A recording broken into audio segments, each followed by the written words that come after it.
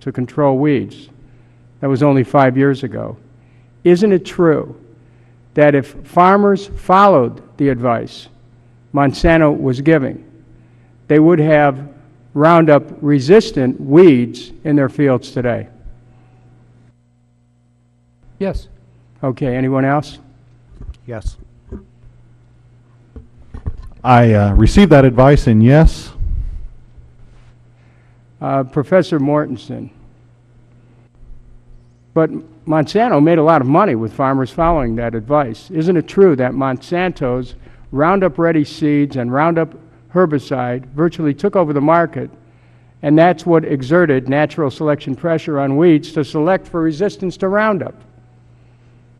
Yes, it is. Professors Owen and Weller, to resolve the problem of herbicide resistance in weeds going forward, you both put your faith in public education to inform farmer decisions. That sounds a lot like the plan that got us into the problem we currently have, excuse me saying. At what point would your policy recommendations expand from a sole reliance on public education efforts? In your view, is there ever a role for federal regulation? Professor Owen. I think there has to be a role for regulation at some point.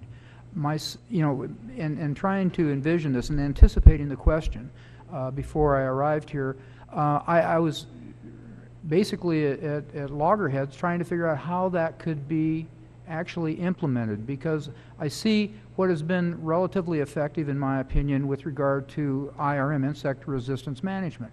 But the biology of the insects and the biology of the weeds are so much different that I'm having trouble seeing how that type of regulatory action would have any impact. Professor Weller. Well, I agree with Dr. Owen when he says the difference between insects and weeds. From my perspective, from a regulatory role, I would like to see what people would come up with as far as the basis for that. The comment on education is to provide the grower with scientific-backed facts about what are the best ways to manage weeds. We know what happened when farmers followed the recommendations from Monsanto, Roundup, Roundup, Roundup. It's not good. We knew that.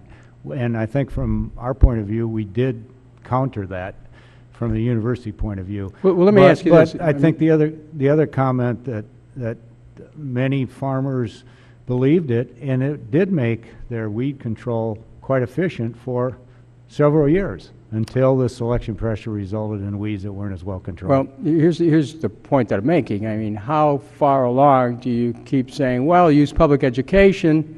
You know, what happens if you reach the point of infestation that is predicted by Syngenta scientists, 38 million acres of row crops? Do we still talk public education then? From my perspective, that Syngenta comment is based on using only Roundup, not using an integrated weed management approach. Okay. And now what? And that to me would result in exactly the catastrophe that we've been talking about here today. So what would be the tipping point to consider other policies, even a federal role, aimed at mitigating the spread of herbicide-resistant weeds? Well, I would think one thing that we've learned in the last 5 years, and Mike and I have been involved in a 6-state study looking at weed management and Roundup-ready crops and other rotations.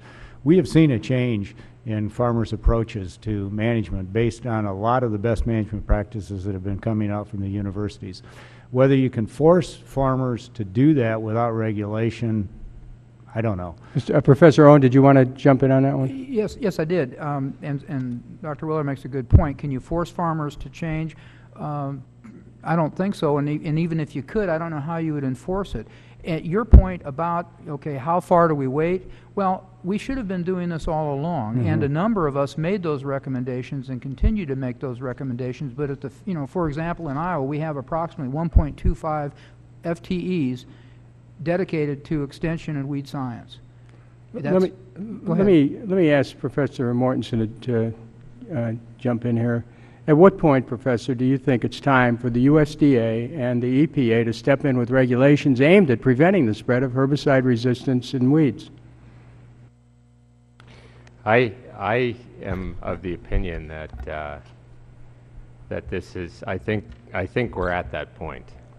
So I'm of the opinion, you know, and I being invited to come down here, I spent the better part of the past week reading and sort of just polishing up on some things to get ready to come down here, and I actually am surprised at the extent, and I knew about the species count.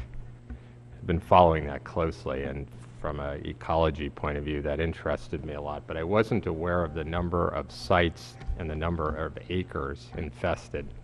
And I was actually honestly surprised at the high figures that I came up with that also corroborate figures that Ian Heap, the reported expert on this internationally, has been coming up with as well. I think we're at that point, and the other thing that I echo the concern that Troy expressed about the solution from the company's point of view is pretty far down the tracks. Well, the gene insert train is on the tracks.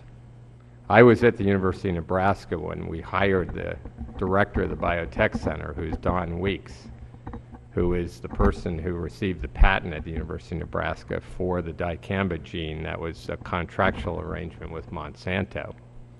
And that was published in a 2007 science paper announcing this discovery. We're 3 to 4 years away from seeing these crops planted in the field. Glyphosate dicamba, glyphosate 2,4-D, and there's been very little discussion. There's been very little science. There's not near enough communication between EPA and APHIS about this. In fact, very little. I was invited down to EPA to talk about work we're doing on this subject about 4 months ago. And the talk we gave was piped out across to all the EPA labs around the country, and it's clear that there's not enough communication between EPA and APHIS on how this is all progressing. Let me ask you about the USDA. Is it in the long-term interests of farmers for the USDA to continue approving new glyphosate-resistant crops like Roundup-ready alfalfa and sugar beets in the complete absence of effective resistant management plans? No. And then, Mr. Roush, I think that many people would want to believe that farmers are able to solve the problems of herbicide resistance in weeds on their own. As a farmer, do you agree with that? No, absolutely not. We're working on advice from largely industry anymore. I mean, the public sector, our public research is dead. It's decimated. So we're taking the advice of the people that are selling these compounds. It's really frustrating. I got the impression early on that, in a lot of ways, it feels like us farmers are being blamed for this issue, and yet we're working on advice from industry, and it's exacerbating the problem. Well, let me turn the question a little bit. In your opinion, as a farmer, is it in the long-term interest of farmers to leave the government off the hook for responsibility to prevent proliferation of superweeds?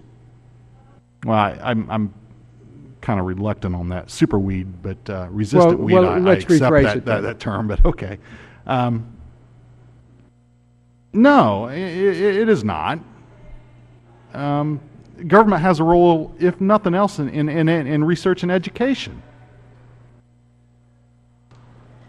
I'm going to close the door here a minute. Please continue. You were saying? I was just saying that government has a role, if in nothing else, in research and education.